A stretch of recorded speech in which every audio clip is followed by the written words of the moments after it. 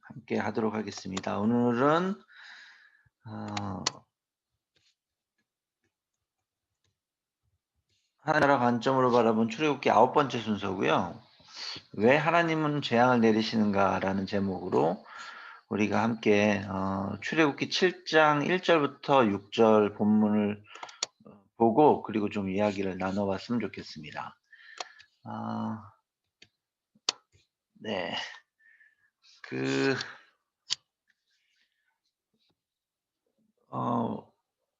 오랜만에 강혜승 님이 이 출애굽기 7장 1절부터 6절 본문을 좀 읽어 주시겠습니까?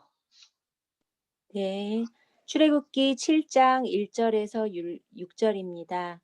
여호와께서 모세에게 이르시되 볼지어다 내가 너를 바로에게 신같이 되게 하였은즉 내 형 아론은 내 대언자가 되리니 내가 네게 명령한 바를 너는 내 형 아론에게 말하고 그는 바로에게 말하여 그에게 이스라엘 자손을 그 땅에서 내보내게 할지니라.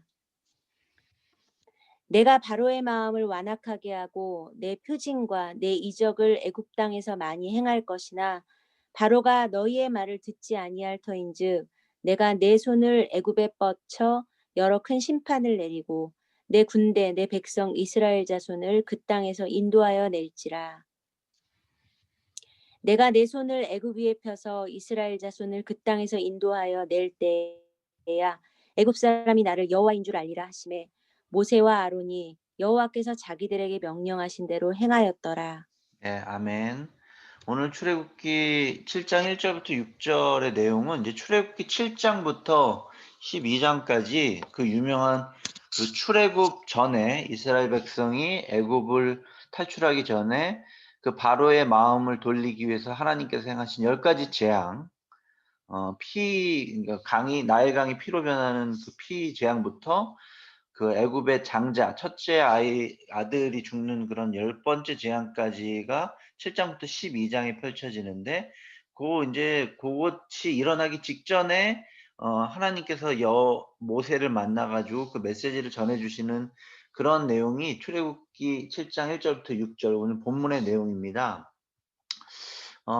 본문을 잠깐 살펴보도록 할게요. 일단 1절에 보면은 이제 좀 재밌는 내용이 나와 있는데 하나님께서 모세에게 내가 너를 바로에게 신같이 되게 하겠다라는 내용이 나오잖아요.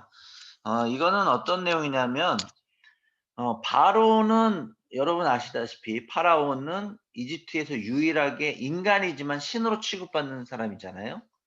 그 존재, 신으로 취급받는 인간이라는 존재 앞에 모세가 갔을 때 모세가 그 바로와 동등하게 뭔가 이야기하고 그리고 또 논쟁도 하고 또 설득도 하고 뭔가 거기서 그 안에서 이야기가 주고받을 수 있도록 하나님께서 모세를 바로와 같은 레벨의 그런 그 카리스마와 아우라가 있는 존재로 만들어서 그 앞에 데려다 놓겠다라고 말씀하신 거라는 겁니다.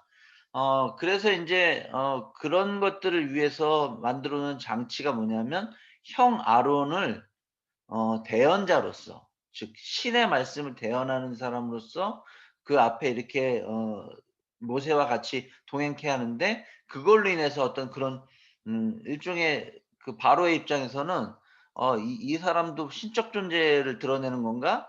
하는 뭐 그런 어떤 느낌이 나도록 그런 식으로 형 아론을 모세하고 같이 함께 모세의 말을 마치 대언하는 사람인 것처럼 사실은 하나님의 말씀을 대언하는 거지만 그렇게 인제 보내 주겠다 하는 뭐 그런 내용이 1 장에 1 절에 나와 있다는 거고 그리고 그 내용은 바로에게 "이스라엘 자손을 애굽 땅에서 내보내게 하라."라는 그런 내용을 전할 것이다라는 게 2 절에 나와 있고요.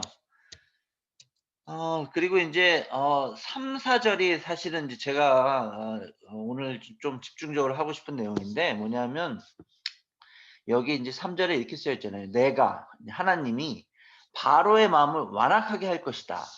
그리고 내 표징과 내 이적을 애굽 땅에서 행할 것이다. 그러니까 10가지 재앙을 내릴 것이다."라고 하나님이 모세에게 지금 본인의 계획을 이야기하고 계세요.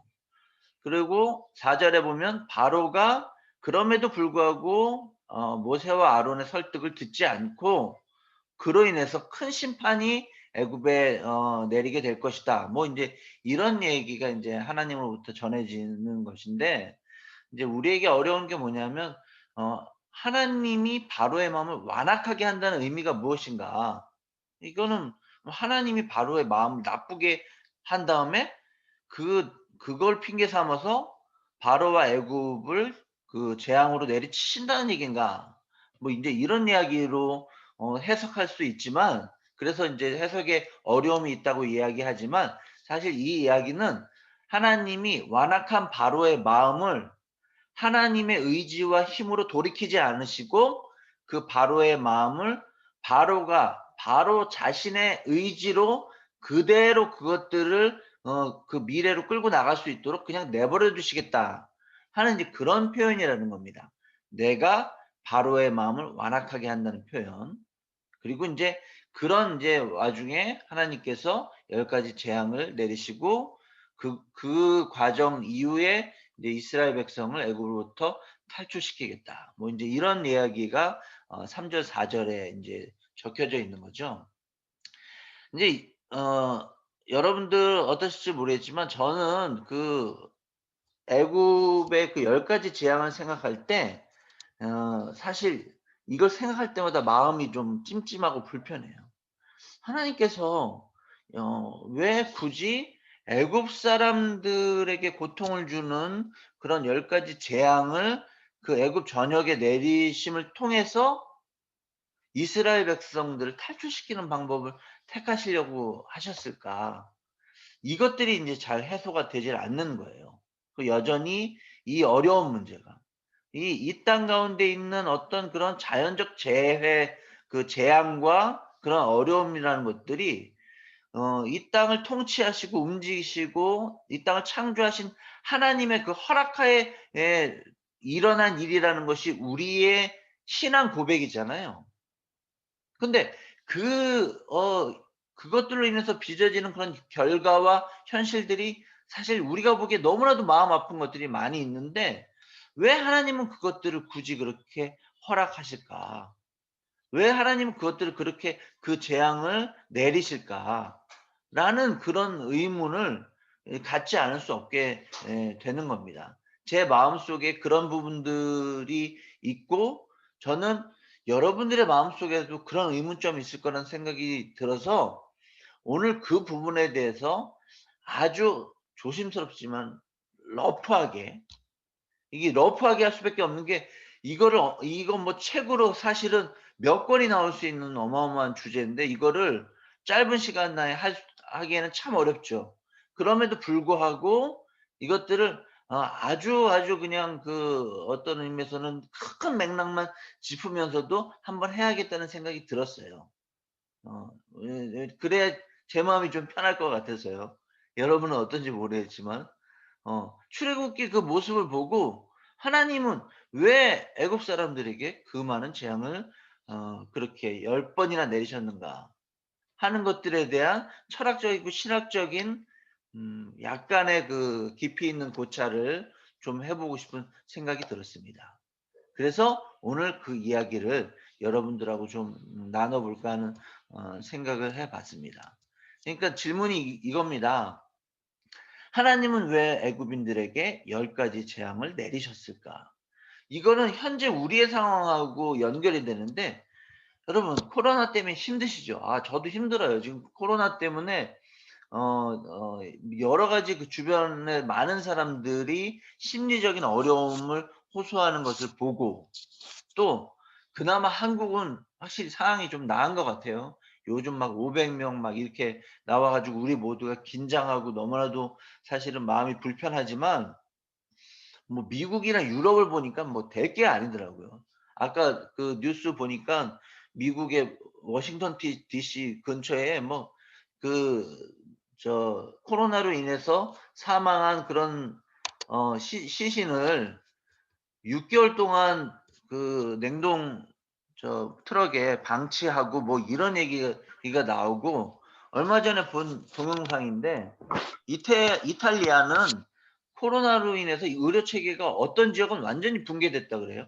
그래서 거기 병실 안에 뭐 이게 전쟁을 방불케 하는 그런 열악한 모습들이 펼쳐지고 있고, 심지어는 뭐 어떻게 시신을 처리하지 못해 가지고 화장실에 그냥 바닥에 시신이 그냥 방치된 채로 그렇게 어 어 내버려 두고 있는 그런 것들을 제가 보았습니다.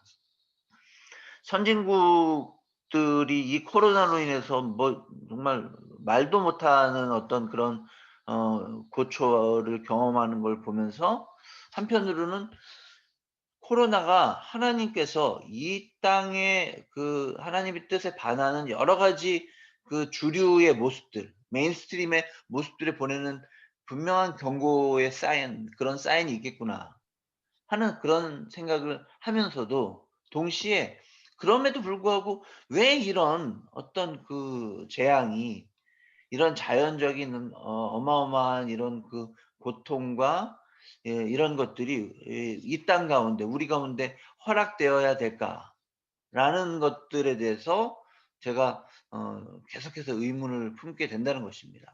그리고 그것은 많은 믿는 사람들이 제기하는 문제일 뿐만 아니라, 그리고 믿지 않는 수많은 사람들이 하나님을 믿지 않는 이유가, 성경에 하나님을 믿지 않는 이유가 거기에 있다라고 그렇게 이야기하고 있다는 것입니다. 그중에 하나가 성경에 나와 있는 애굽 온 땅에 에서 일어나는 10 가지 재앙에 대한 그런 또 내용과 의문이기도 한 것이죠. 자, 이거를 다시 한번 조심스럽게 말씀드립니다. 아주 러프하게 제가 한번 이 질문에 대한 대답을 한번 믿음의 시선으로 어떻게 봐야 될 것인가를 정리를 좀 해 보도록 하겠습니다. 우선 일단 우리 코로나 시대를 바라보는 고대 그리스 철학의 3 가지 시각, 그러니까 이 지금의 이 전 세계적으로 이렇게 만연된 팬데믹, 그리고 애굽 출애굽 시대에 애굽이면 애굽 전체에 일어났던 그런 10 가지 재앙의 이런 그런 뭐랄까 불가항력적인 상황 속에서 인간은 어떻게 반응하는가를 제가 어느 책을 보고 3 가지 그리스 철학의 입장에서 3 가지 정리를 해 봤어요. 일단 스토아 학파 입장, 성경의 신약에 나오죠. 사도 바울이 얘기하는 스토이고 스토이고 학파의 스토아 학파의 입장에서는 이렇게 생각한대요. 그런 마음을 가지고 있는 사람들은 세상의 모든 건 다 정해져 있다. 그 원리 원칙은 이미 픽스가 돼 있다. 바꿀 도리가 없다. 그럼 우리는 어떻게 해야 되느냐? 그걸 그냥 뭉개고 앉아서 참고 살아야 된다. 그렇게 생각한대요. 많은 옛날 사람들이, 고대 사람들이, 중세 사람들이, 근대 전 사람들이 이렇게 생각을 많이 했다는 거예요. 이게 굉장히 옛날 사람들이 고통을 겪는 그 상황에서 어쩔 수 없이 겪는 고통의 상황에서 갖게 되는 그런 모습이 이런 스토아 학파의 그런 모습이었다는 것입니다. 그래서 스토아 학파는 굉장히 고통을 참아내는 것 자체가 인간에게 가장 중요한 미덕이다. 그것에 그냥 순응해라. 라고 그렇게 메시지를 전했다 그래요. 지금도 많은 분들이 그런 생각을 가지고 있을 것 같고, 어 그렇습니다. 그리고 두 번째가 에피쿠로스 학파예요. 스토아 학파하고 늘 짝이 돼 가지고 둘이서 짝꿍이 돼 가지고 같이 나오는. 그런데 나름의 인제 대조적인 어떤 생각을 가지고 있는 에피쿠로스 학파의 생각들을 지금도 많은 사람들이 갖고 있다고 그러는데, 에피쿠로스 학파의 생각은 이런 겁니다. 모든 일은 우연히 무작위로 일어난다. 우연히 모든 것은 일어나게 된다. 원리 원칙 같은 게 처음부터 끝까지 정해져 있는 그런 게 없다. 스토아파의 그런 이야기는 틀린 얘기다.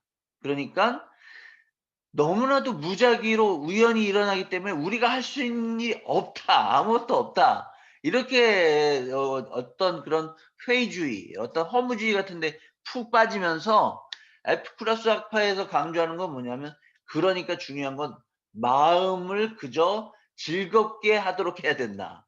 심리적인 게 중요하다라고 에피쿠로스 학파에서는 그렇게 이야기를 한다는 거예요.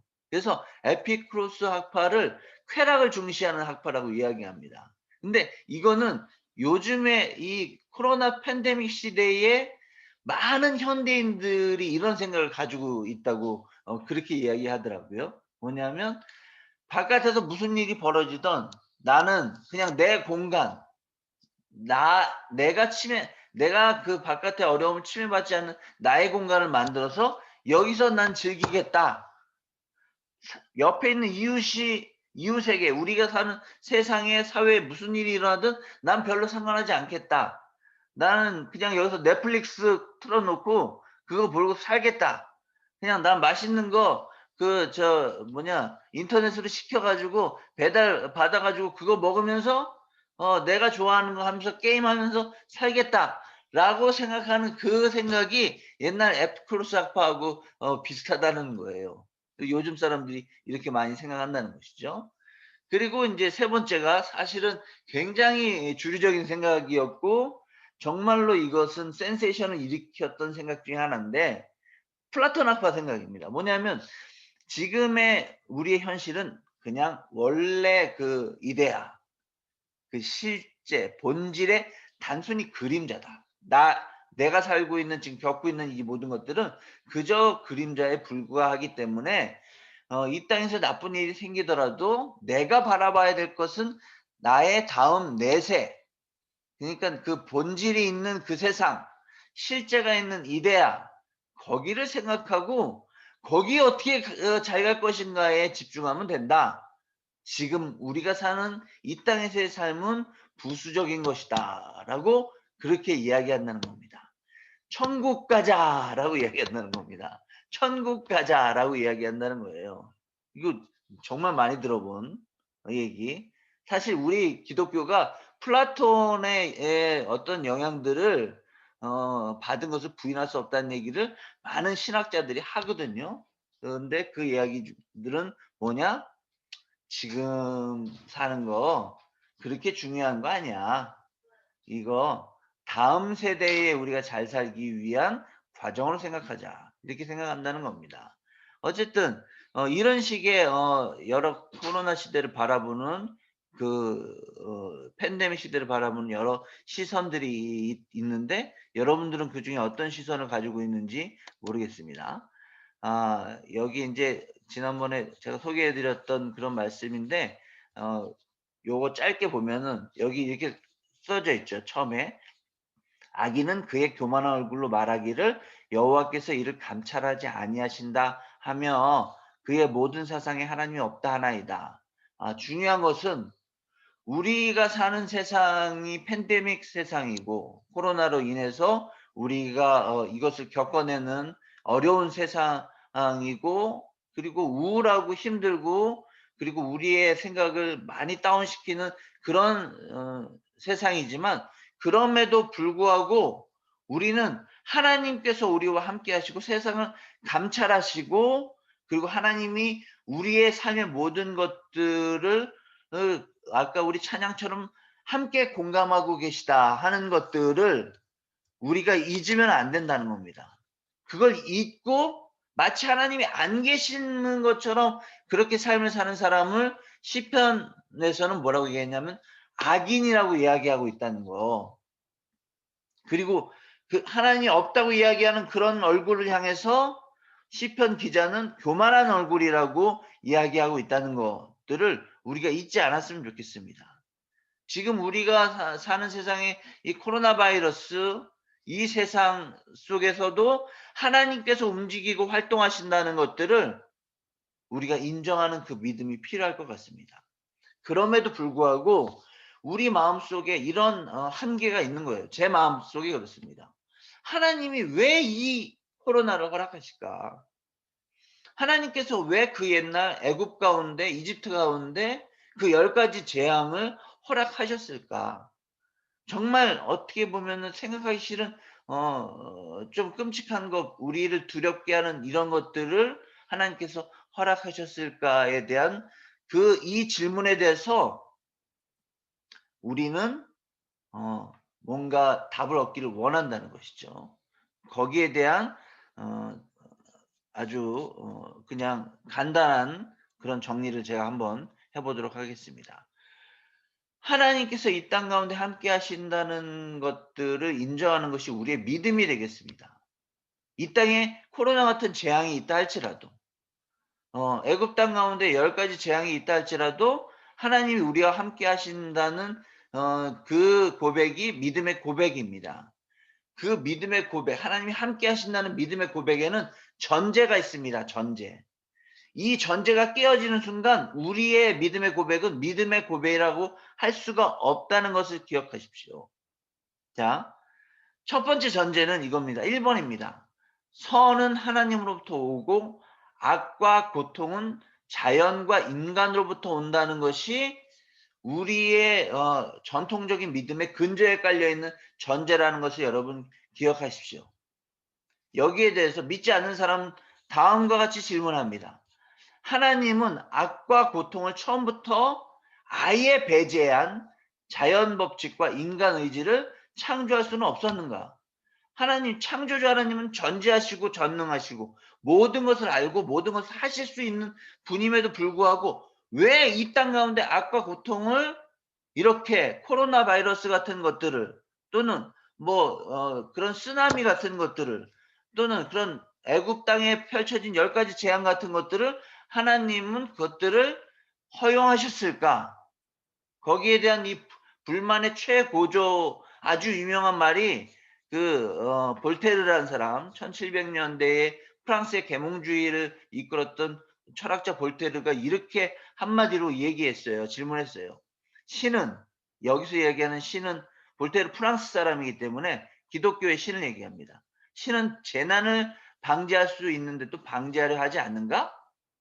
방지할 수 있는데도 방지하지 않다면 하나님은 악한 하나님이 되는 겁니다. 아니면 방지하고 싶지만 방지할 능력이 없는가? 마음은 선해서 그 재난을 방지하고 싶지만 방지할 능력이 없어서 방지를 못했다면 하나님은 무능한 하나님이 되는 것입니다. 볼테르는 당시 일어났던 프랑스에 일어났던 재난의 현상들을 바라보고 이렇게 질문했다는 거예요. 이런 것들이 우리가 사는 세상에 현실로 우리 가운데 있다는 거. 감사하게도 제가 볼 때 여기에 참여한 분들에게 이런 엄청난 재앙이 실제로 고통으로 다가오지는 않은 것 같아요. 참 다행스럽게도. 그럼에도 불구하고 우리가 사는 세상 가운데 이런 고통들이 있다는 걸 부인할 수가 없는데 이런 세상 속에서 우리 하나님을 어떻게 바라봐야 되는가?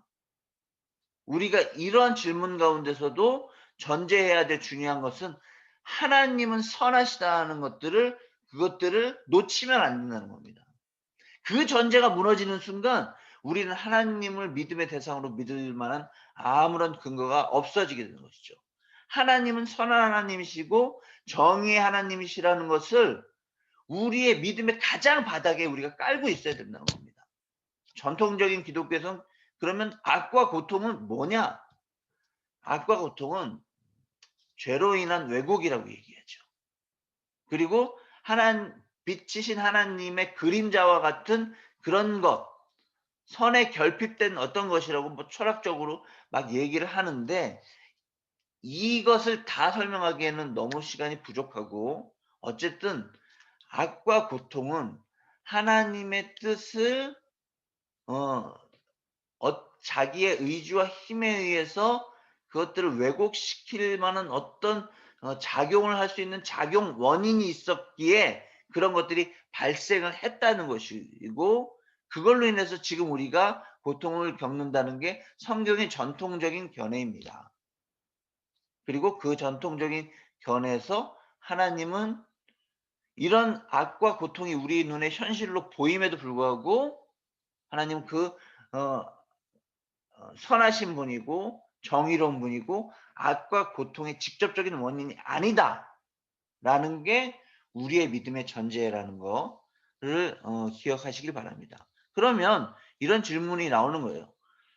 아니 악과 고통 왜 그런 것들이 하나님이 직접적으로 그것의 원인이 아니더라도 왜 그런 것들이 발생하도록 하나님이 허락하셨는가?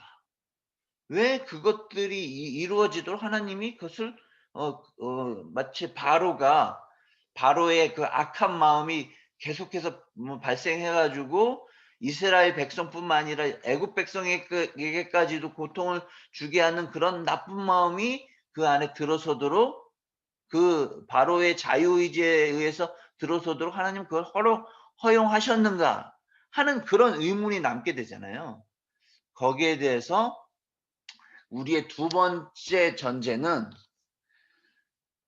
사랑이 하나님께서 하시고자 하는 모든 것들의 기본 계획이기 때문에 심지어 악과 고통까지도 발생할 수 있는 자유의지를 허용 하실 수밖에 없었다. 왜냐하면 하나님은 이 우주의 모든 존재, 특히 인간하고 사랑으로 교제하기를 원하셨기 때문에 하나님은 그런 자유의지와 악한 것들이 발생할 수 있는 그런 환경과 상황을 허락하실 수밖에 없었다는 게 또 하나의 전제입니다. 즉 여기에 중요한 전제는 그 여러 가지 악함과 고통이 있음에도 불구하고 하나님은 우리를 사랑하신다. 그리고 그 사랑의 어떤 대전제 위에, 심지어 그 위에 악과 고통이 발생할 수 있는 어떤 여건이 마련되었다라는 그런 설명이 또 우리의 그 여러 신학자들 가운데 그 우리에게 설명하는 그런 부분들이라는 거죠. 자, 여러분, 사랑이라는 거 여러분 다 하셨을 겁니다. 사랑의 기본 전제는 자기 의지를 가지고 사랑하는 거예요. 억지로 뭔가 뭐라 그럴까? 자기 의지가 아닌 타의에 의해서 사랑해라고 고백하는 건 그건 사랑 아닙니다. 여기 제가 옆에 이렇게 조그만 네모 사진을 이게 붙여 놨는데 이거 뭐냐면, 아까 제가 제 핸드폰에 삼성 빅스비 그거 이렇게 제가 뭐 이렇게 말하면 그 AI가 인공지능이 대답해 주는 거 있잖아요. 그걸로 한번 해본 거예요. 제가 핸드폰에도 대고 그 AI한테 얘기했어요. "사랑해." 아주 다정하게 "사랑해." 이야기하니까 AI가 이렇게 대답했어요. "제가 심장이 있다면 두근거렸을 거예요." 너무나도 어 뭐라 그럴까, 오그라들 수도 있고 우리의 그 심장을 쿵쾅쿵쾅 하게 할 수 있는 그런 대답을 AI가 해 주죠. 이런 굉장한 대답을 했음에도 불구하고 저와 AI는 사랑할 수 없습니다. AI는 그냥 내가 이야기한 거에 정해진 어떤 것에 따라서 그것에 따라서 대답을 한 것뿐이에요. AI가 AI의 의지에 의해서 그 심장이 두근거려서 나에게 그 고백을 한 게 아니라는 거죠. 그러니까 저와 AI는 그런 의미에서 사랑할 수 없게 되는 거죠. 막 그게 너무나도 그 기술이 발전해 가지고 제가 무슨 말을 했을 때 AI가 제 마음을 완전히 녹여버릴 정도의 이야기를 끊임없이 해서 내가 그 AI를 사랑한다고 착각할 수는 있을지언정, 그리고 AI가 나를 사랑한다고 착각할 수는 있을지언정 그것이 정말 사랑은 아니라는 겁니다. 왜냐하면 거기에는 AI의 사랑을 향한 자기 의지가 빠져 있기 때문에 그렇습니다. 사랑이라는 건 뭘까요? 내 마음에 우러나와서 내 의지에 기반해서 나의 가진 것을 그 옆에 사람에게 내어 놓고 희생하고 표현하는 게, 그게 사랑인 것입니다. 그래서 하나님은 자유의지를 허락하신 겁니다. 자유의지에 의해서 뭔가가 왜곡되고 잘못될 가능성이 있다는 것을 하나님이 분명히 아셨지만, 그 가능성이 있다는 걸 아셨지만 그런 가능성이 있음에도 불구하고 하나님이 기본적으로 세상을 사랑으로 관계하시기 위해서 자유의지를 사람 가운데 허락하셨다는 거, 인간 가운데 허락하셨다는 걸 우리가 기억할 필요가 있고, 그러한 자유의지가 비롯돼서 자유의지를 잘못 사용한 인간이 하나님의 뜻에 반해서 잘못되고 악한 그런 어떤 것들을 행하게 된다. 그것들이 우리가 사는 세상에 많은 불행과 고통을 야기한다는 것을 우리가 잊으면 안 되겠습니다. 그리고 동시에 하나님은 하나님의 뜻 안에서 이 자연이 하나님의 어떤 원칙 안에서 어 어우러져서 뭔가가 그 안에서 이루어지기를 원하셨는데 그 자연의 법칙 가운데는 어 뭔가 새로운 창조를 위한 고통과 어려움들이 있어야만 그 자연 속에 하나님 보시기에 합당한 새로운 창조들이 끊임없이 일어난다는 것을 하나님께서는 이미 상정을 하시고 생각을 하시고 그 자연의 법칙 가운데 이런 뭐 바이러스든가 뭐 이런 것들을 하나님께서 어 그것들을 행하실 수 있도록 그렇게 허락하셨다. 뭐 여기에 대한 뭐 진화의 법칙이라든가 이런 것들에 대한 이야기는 또 너무나도 깊이 있는 얘기가 되어야 되겠지만 그것들을 동시에 함께 생각해서 자연 법칙 안에 자연 안에 그리고 인간의 자유의지 안에 악과 악한 것과 인간이 생각하기에 악하다고 생각되는 것과 고통이라고 생각되는 것들이 발생할 수 있도록 하나님께서 그 가능성을 다 열어 놓으셨다 하는 것을 우리가 잊으면 안 되겠고 다만 이 모든 이 우리가 보기에 이해될 수 없는 이런 고통과 악함 속에서도 믿음의 사람이라면 결코 버려서는 안 되는 전제가 있다. 하나님은 선하시고 정의로우시고 하나님은 사랑의 하나님이고 우리와 사랑하기를 원하시고 우리의 세상 가운데 정의가 열매 맺기를 원하신다는 것을 우리가 믿음의 사람이라면 그걸 저버려서는 안 되겠다는 것이 오늘의 핵심 포인트인 겁니다. 그러면서 그럼에도 불구하고 이 구약에 나와 있는 이 출애굽의 여러 가지 재앙과 어려움들을 이해하기는 여전히 쉽지 않잖아요. 저도 아마 이거 죽을 때까지 공부해도 100% 머리로 이해하기는 어려울 거라는 생각이 들지만 어쨌든 우리는 이런 부분들을 우리의 삶과 신앙 가운데 녹여내려는 노력들을 해야 될 거라고 보고 왜냐하면 우리의 신앙이 가장 흔들릴 때가 언제입니까? 우리가 고통받을 때, 우리가 악함으로 인해서 억울할 때, 우리가 뭔가 핍박받을 때, 우리의 원하는 것들이 우리의 뜻대로 되지 않을 때 우리의 신앙이 늘 흔들리는데 그럴 때 우리가 하나님과 다시금 관계를 회복하고 우리 하나님 나에게 원하시는 바가 무엇인지를 그 하나님의 성경 속에 나와 있는 말씀의 원리들을 가지고 이해하려는 노력이 우리에게 이제 매우 중요하다는 것입니다. 이 구약의 이런 부분들을 어 뛰어넘는 메시지가 뭘까요, 여러분? 구약의 출애굽의 이런 그런 여러 가지 사실은 이 좀 우리가 이해하기 힘든 여러 가지 것들을 뛰어넘을 수 있는 메시지가 구약 이후에 주어졌다는 건 우리에게는 커다란 축복이라는 생각이 듭니다. 뭐냐면 바로 신약의 메시지인 거죠. 신약의 메시지를 통하여 하나님께서 우리에게 이런 재앙을 허락하시는 이유가 무엇일까라는 것들을 또 새롭게 볼 수 있는 측면들이 있거든요. 바로 이제 예수님의 메시지를 통해서 우리가 볼 수 있는 측면이 있으니까 고거 한 가지만 우리가 마지막으로 살펴보도록 하겠습니다. 자, 요한복음 9장 1 절부터 3절 그 실로암 연못가에서 예수님이 제자들과 가시다가 날 때부터 그 눈이 안 보이는 맹인된 소경된 사람을 보고 나눈 대화를 통해서 우리의 인생 가운데 허용되는 이 불가항력적인 고통의 의미는 무엇일까 하는 것들을 우리는 예수님의 시선을 통해서 좀 새롭게 볼 수 있거든요. 그 부분을 마지막으로 좀 살펴보도록 하겠습니다. 요한복음 9장 1 절부터 3 절에 이렇게 쓰여져 있어요. 제가 읽어 볼게요. 예수께서 길을 가실 때에 날 때부터 맹인된 사람을 보신지라.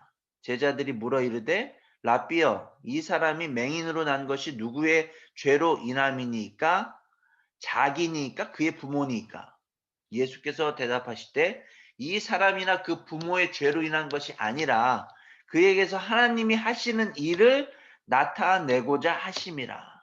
아, 자, 제자들은 그때까지의 그 유대교 전통에 의해서 장애를 가지고 있는 맹인을 보고 그 관점에서 예수님에게 말씀을 드렸다는 거예요. 이 사람은 태어날 때부터 눈이 보이지 않는 맹인이었는데 분명히 이건 죄로 인한 것이다. 즉 저주받은 것이다.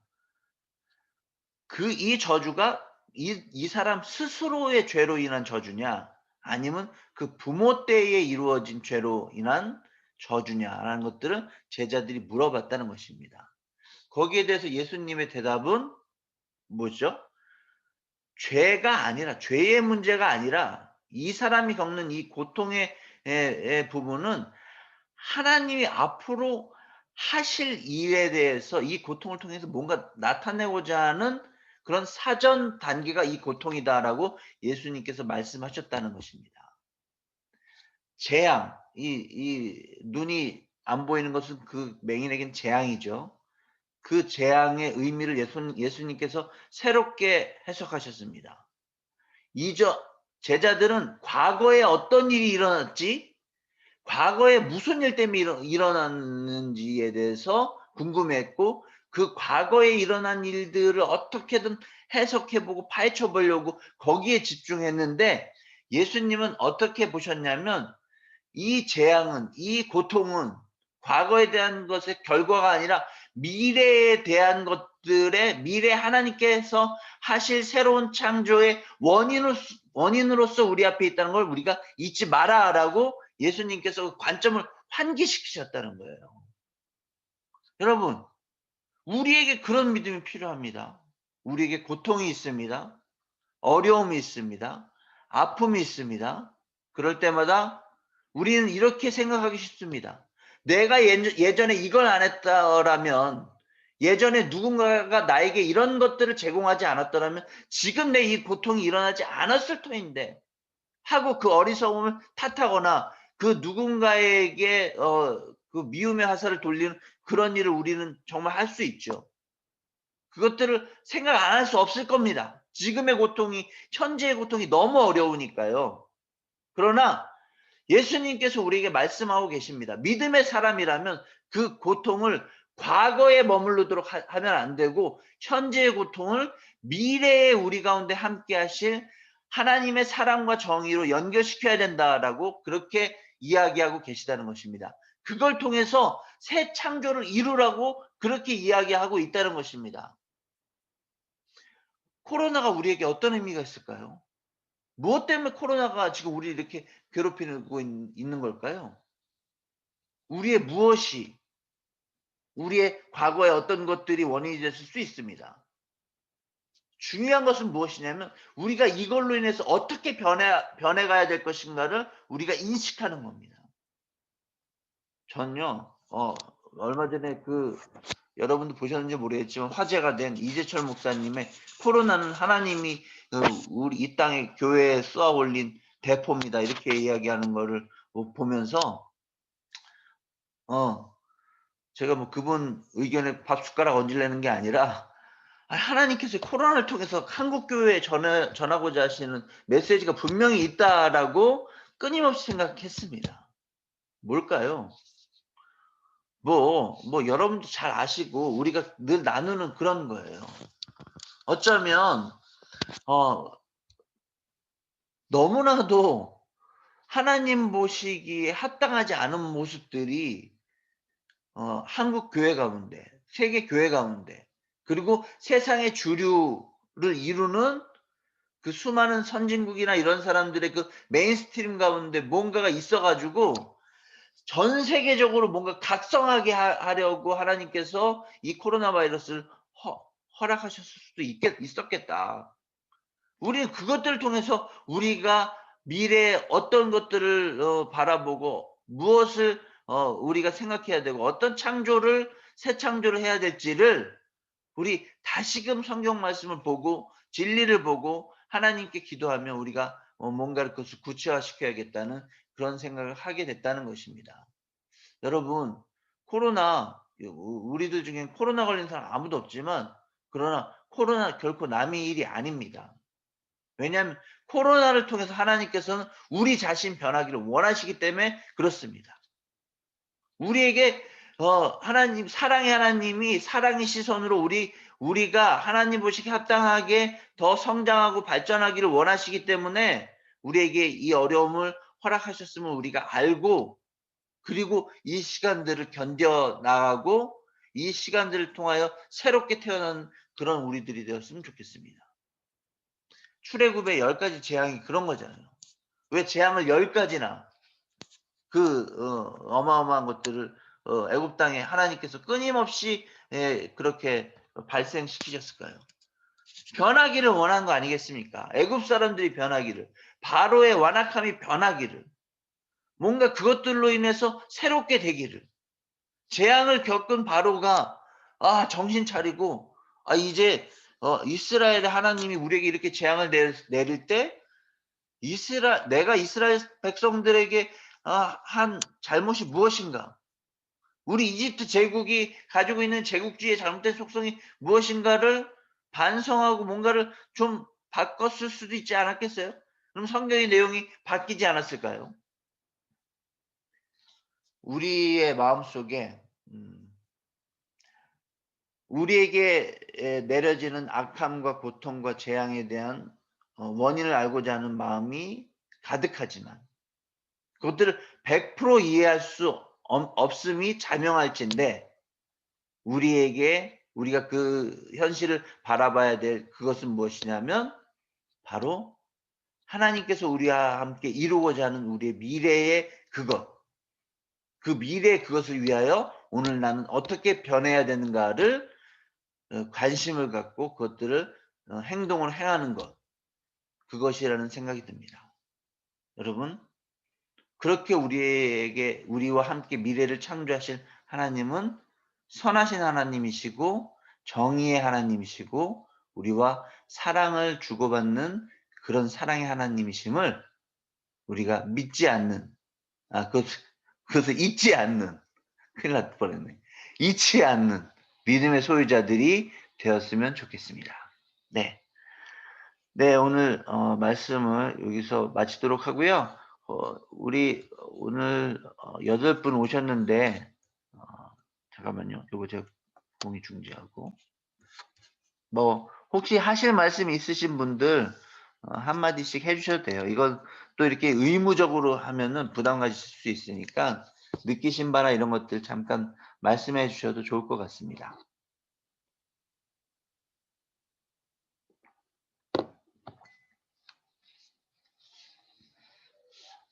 네, 없으신가요? 네, 윤정래매님. 네. 늦게 들어와서 처음부터 듣지는 못했는데요. 중간부터 이제 말씀 들으면서 저도 목사님이 말씀하신 코로나 시대에 우리에게 주시는 하나님의 말씀은 뭘까 이렇게 생각해 보다가 이렇게 행하지 않은 기본적인 것들을 많이 생각나게 하신다는 생각이 많이 들었어요. 환경도 그렇고 기독교 그런 사회도 그렇고 세계 시민 사회도 그렇고 되게 기본적으로 행하지 않아서 드러나는 구조적인 문제들이 이렇게 한꺼번에 전부 다 이렇게 까발려지고 알게 된 거? 그래서 참 기본이 되게 중요하다 이런 생각이 들었습니다. 네, 네, 감사합니다. 맞습니다. 전 진짜 많은 게 드러나는 것 같고 많은 걸 볼 수 있는 그런 계기는 많은 것 같아요. 혹시 네, 윤시환 형제님. 네. 음. 저는 코로나 들어서면서 정말 구약을 갖다가 좀 많이 생각하고 어떻게 보면 읽어봤다라고 생각을 갖다 하는데 욥기가 계속 걸려요. 욥기에 보면은 거기에 하나님이 사탄한테 명해가지고서 욥을 갖다가 괴롭혔다는 얘기가 나오죠. 욥의 재산을 다 날려버리고 자식들을 다 죽이고. 근데 분명히 사탄이 그때는 하나님과 대적하는 이미지로 나오지 않고 하나님이 사탄을 갖다가 시켜가지고서 욥을 갖다가 그렇게 괴롭혔다는 얘기가 나오고. 맞아요. 근데 그 과정에서 욥이라고 하는 사람이 참 대단한 건지 이게 또라이인지는 모르겠는데, 아니 그 와중에서 하나님한테 감사를 해요. 저는 솔직히 아직까지도 그게 잘 이해가 안 가요. 저는 욥의 아내의 입장을 갖다가 훨씬 더 가까운 사람이라서 그런 일 당했으면은 진짜 하나님 도대체 내가 뭘 잘못했냐고, 뭘 잘못해서 이러냐고 욕하고 대들고 난리를 쳤을 텐데 욥은 안 그랬다는 얘기죠.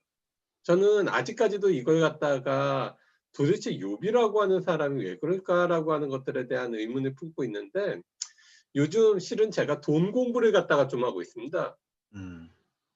경제나 어떻게 보면 그런 부동산이나 세상 돌아가는 거에 무지하게 그냥 손 놓고 있다가 요즘 뒤통수 좀 맞은 느낌이 있어가지고서 그쪽을 갖다가 보고 있는데, 근데 과연 그 경제학에서 얘기할 때 경기가 좋은 게 과연 선일까요? 불경기가 악일까요? 경제 공황은 과연 악일까요? 결국 그렇지 않다는 얘기죠. 반드시 호경기가 있으면 불경기는 오게 돼 있고, 호경기가 오면은 반드시 거품은 끼게 돼 있고, 그 거품은 반드시 공개되게 돼 있어요. 그게 경제학에서 얘기하는 원리더라는 얘기죠.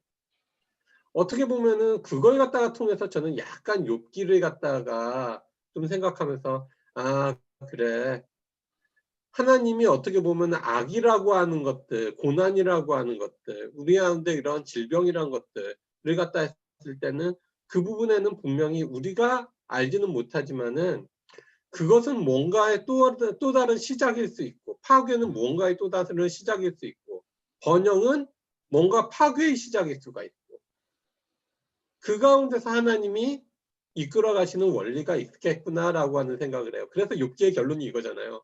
네가 뭐 하는데 까부냐. 하나님이 욥한테 50몇 가지의 질문을 했는데 하나도 대답을 못했어요.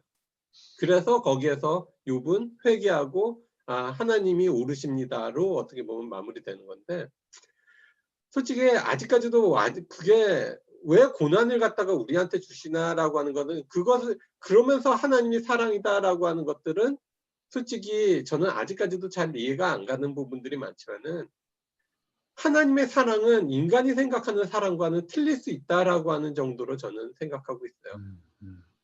즉 불경기는 하나님의 또 다른 사랑의 표현이고, 공황은 어떻게 보면 경제 공황은 또 다른 하나님의 사랑의 표현이고,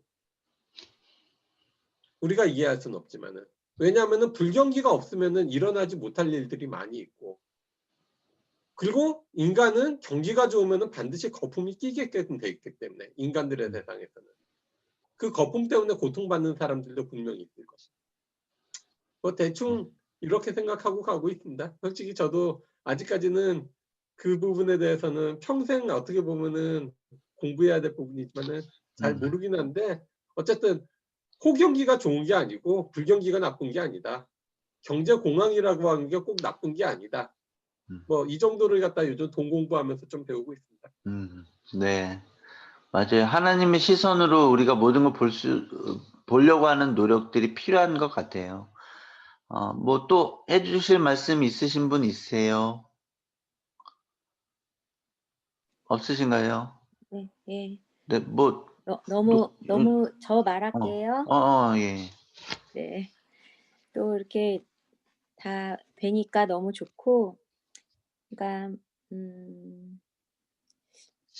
이런 오늘 같은 주제 성경 공부가 이제 앞으로 사실은 저희는 짠나나 행이나 캄보디아 친구들이 이 성경 공부나 이런 예배에 들어오기를 사실 바라는데, 그 친구들이 듣기에는 사실 너무 어려운 얘기지만, 이런 시도들이나 이런 말씀들이 저는 오늘 같은 말씀들이 좋아요. 잘 알아먹지는 못할 때도. 근데 그냥 오늘 말씀 중에서 해주신 것 중에서 저는, 그러니까 코로나를 통해서 미래를 봐야 된다.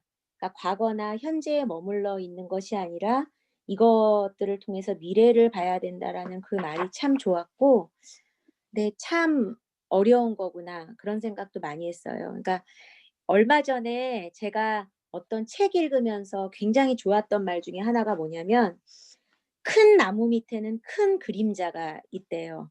그러니까 시환 선배님 말씀을 빌어서 하자면 굉장히 큰 번역 밑에는 아주 큰 깊은 그림자가 있다는 거죠.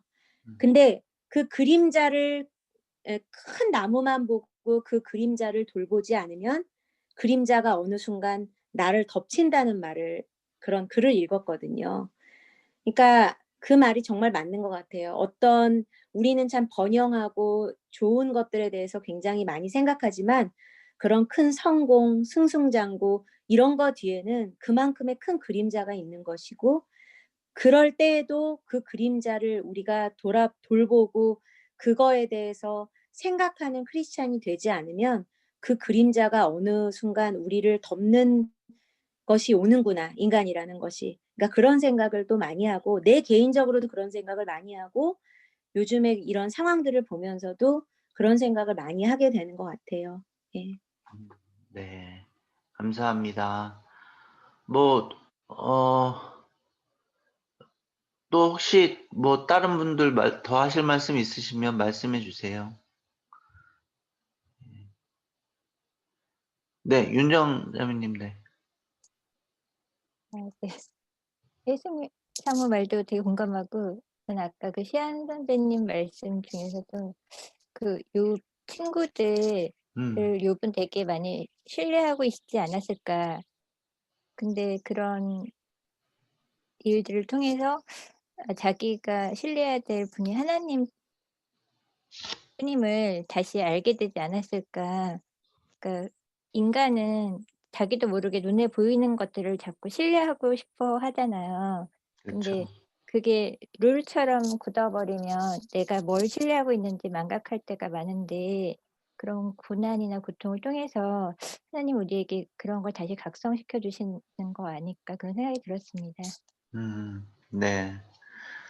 아, 나중에 뭐 저도 욥기 참 읽다 보면 막 그냥 잠이 막 저절로 쏟아지거든요. 그런데 욥기 안에 굉장히 그 흥미로운 그런 어떤 그걸 이제 신학적으로 이렇게 쪼개 보면 아주 흥미로운 여러 가지 주장들이 이렇게 연이어서 나와서 야, 옛날에 이런 식의 문학 작품이라는 거는 그 뭔가 그 지어낸 얘기라는 뜻이 아니에요. 그거를 하나님이 우리에게 전하시고자 하는 그 진리의 말씀을 좀 뭐랄까 더 흥미진진하게 하기 위한 어떤 그런 장치들이 그 안에 있다는 건데 그것들도 한번 같이 공부하고 그러면 참 좋을 것 같다는 생각도 들고요.